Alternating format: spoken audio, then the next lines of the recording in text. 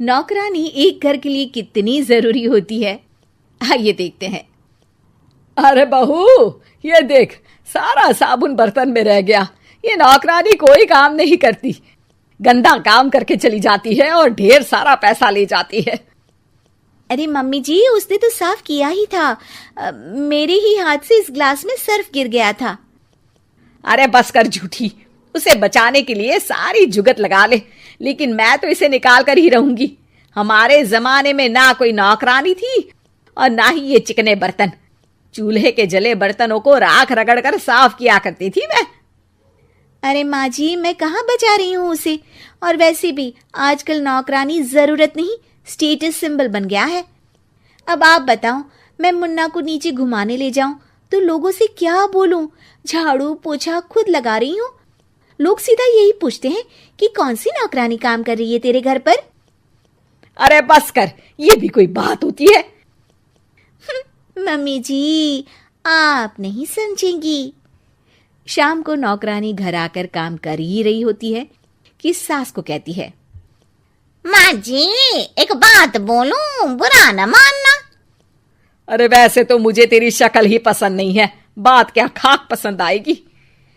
अरे माँ जी, सुन तो लीजिए क्या कह रही है। तो मैंने कौन सा उसका मुंह पकड़ लिया है? अरे माँ जी, वो लाल साड़ी पहनती हो ना पहना करो। सास का गुस्सा अब तो 7वें आसमान पर होता है। अरे वाह जी वाह, क्यों ना पहना करूं? और तू होती कौन है ये बताने वाली कि मैं क्या पहनूं क्या ना पहनूं? अरे माँ जी, पूरी बात तो सुन लो, वो बोलना क्या चाह रही है। अरे बुरा न मानो आंटी जी। अरे कौन है आंटी? अपनी उम्र देखी है तूने?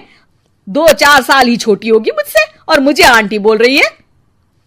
बहू सर पर हाथ रख लेती है। अरे अच्छी खासी उम्र दराज हो और आंटी ना बोलूं? मैं तुम्हारी बहू से भी 4 साल छोटी हूं। क्यों दीदी? बोलती भी क्या, एक तरफ सास यानी पति की माँ, तो दूसरी तरफ नौकरानी जिसके बिना घर का काम नहीं चल सकता। वो दरअसल माँ जी की शादी भी बहुत जल्दी हो गई थी ना। अच्छा ये झगड़ा छोड़ो, ये बताओ तुम माँ जी को लाल साड़ी पहनने से क्यों मना कर रही हो? वो ना, इनकी उम्र की सारी औरतें सोसाइटी में इनके लिए बात करती हैं कि तुम्हारी सास बुढ़ी घोड़ी लाल लगाम है। बहू को ये सुनकर गुस्सा आ जाता है। अरे वाह वाह, कौन बोलता है जी? खुद क्या है यहाँ की औरतें, बाल सफेद लेकिन टाइट जींस और कोई कुछ भी पहने। अरे पहनना हमारा निजी हक है, किसी को कुछ हक नहीं बनता कि वो मेरी सास के लिए कुछ बोले।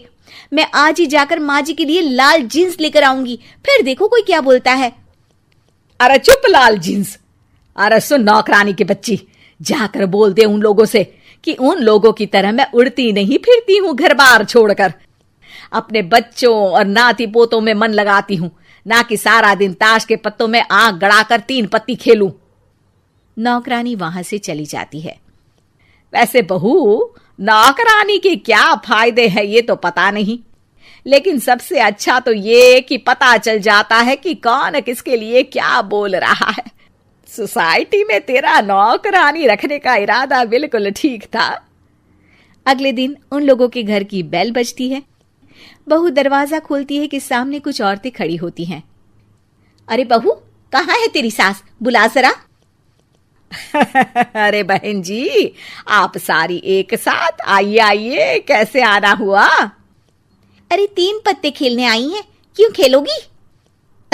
क्यों नहीं, वैसे भी बड़े दिन हो गए, एंटरटेनमेंट हुआ नहीं। बहू जा जाकर पकोड़े तो बना ला। अरे बस करिए, आगे कुछ पीछे कुछ। वैसे तो कहती है कि परिवार पर ध्यान देती है, हमारी तरह 3 पत्तियां नहीं खेलती। हमने कौन सा परिवार छोड़ दिया? सास सक पका जाती है। अब ये किसने कहा? मैं तो कहती हूँ कि मैं भी थोड़ा बाहर निकलूं। आपने ही तो कमला नौकरानी से ये सारी बात की थी। सास और बहू को अब सारी कहानी समझ आ जाती है कि सोसाइटी की औरतें क्यों भड़क रही हैं। माफ करिए आंटी, मैं छोटी हूँ, लेकिन फिर भी पहले तो आप लोगों ने माँ की लाल साड़ी का मजाक उड़ाया था ना। हाँ हाँ उड़ाया था, लेकिन उससे पहले तो तुम लोगों ने हमारी जीन्स के बारे में बात की थी। अरे क्यों ना पहने हम जीन्स, तुम्हारे पैसों की थोड़ी ना है। सास और बहू सर पकड़कर बैठ जाती है। देखा बहू, ये खेल कर गई तेरी नौकरानी, यहाँ की बात वहां तो वहां की बात यहाँ। दोनों किसी तरह औरतों को समझा बुझाकर घर भेजती है और कसम खाती है कि नौकरानी को नौकरानी ही रहने देंगी।